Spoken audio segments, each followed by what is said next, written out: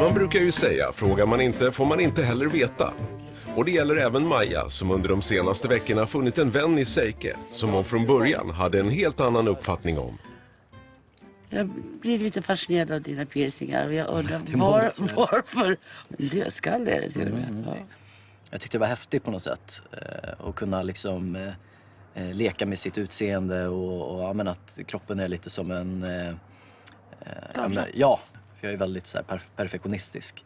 Så jag tyckte att jag hade en hemsk haka när jag var liten. Så? Ja, jag vet inte, jag störde mig på den så himla mycket. Alltså, så det är ju medvetet val hur jag har satt dem för att liksom... Ja, men för att det ska matcha mitt ansikte. Så jag brukar alltid säga det när mina fans frågar. Ja, men jag vet inte, jag skulle vilja ta piercingar och kan inte jag ta som dig? Och du vet lite så här att de vill ha samma. Men har du alltid varit så säker på vem du är? Nej, verkligen inte. Alltså, jag har tampats med mig själv mycket. Jag var ju väldigt mobbad när jag var liten. Faktiskt. Ja, det låter ju konstigt att säga att jag kan förstå dem, men jag var väldigt annorlunda, eller jag är det nu också. Jag är en udda person och jag sticker ut och syns och hörs. Och det har jag inte alltid varit väldigt medveten om själv, så att jag har ju tagit åt mig väldigt mycket också, varit ganska sårbar. Ja. Så att det var väldigt jobbigt alltså, när jag var yngre. Jag hade väldiga problem med mig själv. Och speciellt att tycka om mig själv. Jag hatade mig själv. Just i skolan så blev det väldigt jobbigt för mig. Jag kände aldrig att jag passade in. Jag mådde väldigt, väldigt dåligt. Det tärde väldigt mycket på mig.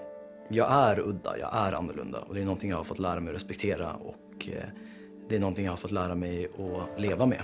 Jag sticker i ögonen på folk. Jag tror att folk kan ha väldigt svårt att... Alltså det är väl lite så. Antingen tycker man om mig eller så gör man inte det. När man lyssnar på Seike och att han har blivit mobbad så blir man ju rent ut sagt förbannad. För man ska inte behöva utsättas för sådana saker som ung.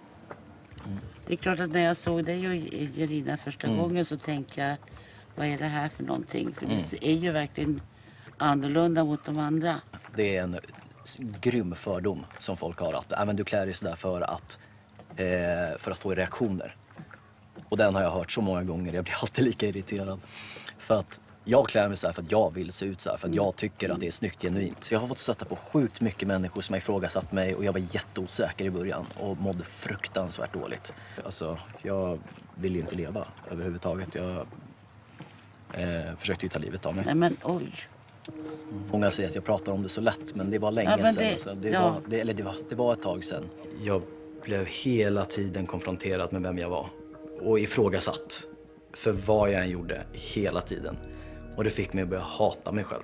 Jag hatade mig själv, jag hatade vem jag var, jag hatade hur jag såg ut. Jag orkade inte. Jag orkade inte vara jag. Det är ju otäckt att sånt ska behöva hända.